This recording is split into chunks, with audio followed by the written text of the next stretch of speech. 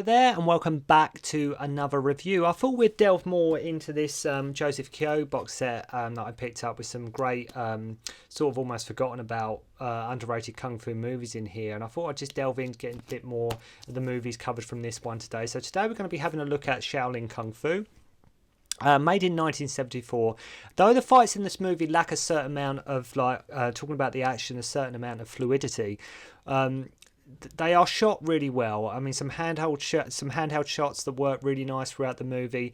I mean, you have to remember with this film, Shaolin Kung Fu, this was early in the 70s. As with a lot of Kyo's films, a lot of backstory and plot points are left open and up to the imagination. For example, our hero is born warrior, but we have no idea how he got his skills. And although the title was Shaolin in the title, there's really little or next to nothing to do with the Shaolin Temple in the movie. It really doesn't venture into that territory at all.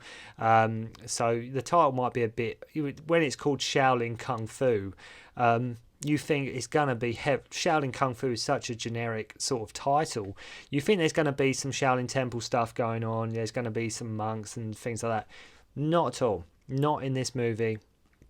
Which is kind of misleading because, as I say, you would expect like a temple movie. Basically, his wife, our lead here, is blind. His wife being blind is a very interesting idea, and it adds a certain vulnerability to her. And we know she's probably not going to make it to the end of the story. The film is quite brutal. Not many people around sort of Ling, our lead here, survive. It's not like the villains are dealing in drugs and prostitutions and casinos and things like that. Here, the driving force for the antagonist, the whole film. I will go into it a bit more. I'm just getting a few points off the top of my head. But the whole driving force for the antagonist is a rickshaw business. Rivalry rickshaw business. That is what these, let's say they're not into prostitution or guns and drug smuggling or anything like that. This is just all about a rickshaw business. So the film is relatively simple in terms of plot. As mentioned, the whole film starts because of a rivalry between two rickshaw business operations, one being the good, honest, hard workers, and the other being the cruel, evil, nasty, generic bully types that we get to see in so many of these kung fu movies. The guys that just won't play ball, right? The guys that just will not play along. They got a chip on their shoulder. They want to make things awkward for everybody else. So, you got the good guys, you got the bad guys. That's all you need to know. So there's a fight in the village right away between the two groups. Ling, our hero, has the whole big boss thing going on here where he's promised he won't intervene and he won't fight, and he's got he's got fighting skills. As I mentioned, you're not sure where he got his skills from, but he's done that. He's got the whole Bruce Lee Chen Yuan thing where he's not going to fight. He's made a promise. That's his pact. Bear in mind the film has only been on for about 4 minutes as well at this point. A fight just kicks off right away between, these two businesses. So we meet Miss Bai, who takes Ling's rickshaw one day, and we have what I think is like a flashback as she is riding the rickshaw of her at to a banquet with the evil Mr. Chu, and he's sort of like the spoiled, controlling type. I mean, if you haven't seen this film, you'll probably have no idea what I'm talking about. So, if you have seen this film or it's one that you familiar with it'll probably make a lot more sense what I'm saying and what I'm speaking about here. So, I think it's told in flashbacks at this point, and he like I say, Miss Chu's sort of like a spoiled, controlling sort of evil guy. She talks to Ling about their line of work and gives him the job of picking her up day and night, and she will reward him quite handsomely for doing so.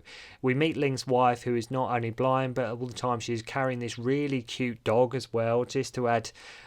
You've even got more just to make her, let's say, she can't see, and should say which, as mentioned, she's probably, with the cute dog and the blindness, she probably knows she's not going to make the film to all the way to the end. There's obviously going to be something unfortunate that happens to her. She isn't comfortable with the whole arrangement, but she trusts Ling anyway. Funny thing I like when a member from Dongyang gets a customer and would rather he gets this customer. And he'd rather drop his client. He picks this guy from the evil clan. He'd rather drop this client and just so he can slap Uncle Fu, one of the good guys, around the face. So he's got this guy. He's got his customer. the rival rickshaw company's there, and rather than just carry on with his business, because this guy's such an arsehole, he just drops his customer that he's got just so he can slap Uncle Fu from like sort of who's working with Ling. It's just like these guys are really, they've really got a big chip on their shoulder. So the good guy's boss is like, you must all stop causing trouble, which is a bit rich, because even though it's his workers that are just getting bullied and slapped around, it's like, well, you must stop causing trouble. They're like, we're not doing anything. They're the ones like slapping us around and picking on us. What do you expect us to do? Not like they are asking for this to happen. Even their own boss is intimidated and a weakling compared to Dong Yang's boss. So just to prove how evil these guys are, Chu Bei, one of the main thugs, starts slapping a kid around too, just so we as the audience get the vibe. Just so we know he is probably not a very nice guy, right? Just so we know he's probably not a nice dude to be around. Ling Fang, our hero, intervenes and challenges him to a fight at the brick factory, where Ling beats the crap out of him, I might add. He absolutely sorts him out, gives him a good, beating up. They all get drunk, sort of celebrating their victory. So the evil boss has connections, and they all get ambushed when walking home. Like I say, for a film called Shaolin Kung Fu, you'd think there would have been some shots of the temple, or references to the temple, or some training at the temple. Anything like that. Shaolin Kung Fu. There's no Shaolin in this movie at all. It's very sort of big boss in its nature, almost sort of street fighting a lot of the time. The fights, although like I mentioned earlier, are a bit scrappy. They are a bit sort of, they haven't got a lot of finesse to them, shall we say. But there's some nice little bits here from Joseph Kyo with the camera work and things like that.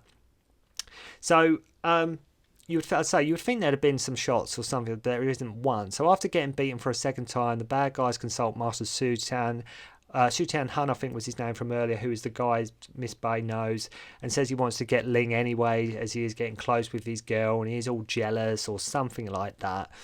So he goes to his home and starts assaulting his wife, right?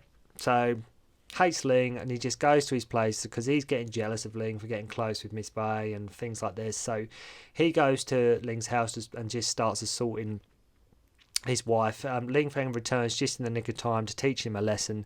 They get their asses handed to them basically at this point, so much he actually breaks all of his internal organs. Such is the brutality of Ling. I mean, it's no wonder he was sort of forbidden from fighting. I mean, he just he takes on this guy and he just breaks every single organ that he's got. That doesn't just, like I say, break his arm or just teach him a lesson or something like that. No, he just breaks all of his internal organs. So because of this happening now, his dad wants vengeance, and it's the classic thing sort of that was in Magnificent Butcher, where sort of Fong Hak-on causes trouble.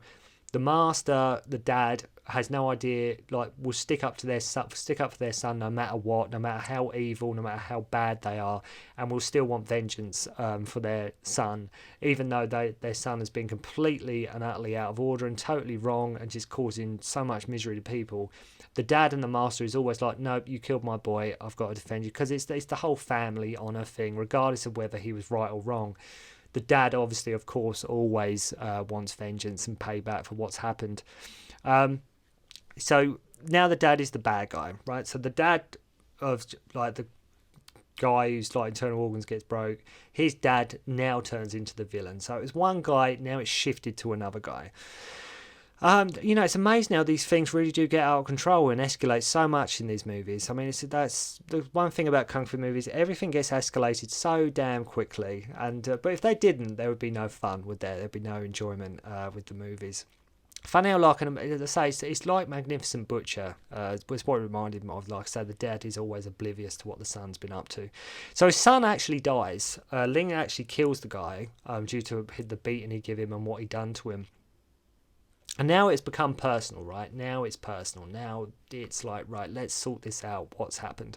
So a set of goons go to the good guy's business and ask for 3 rickshaws and get them to take them out to the middle of nowhere, basically so they can cause a massive punch-up, right? So they can just lure them out, middle of nowhere, no witnesses, can just dispose of these guys.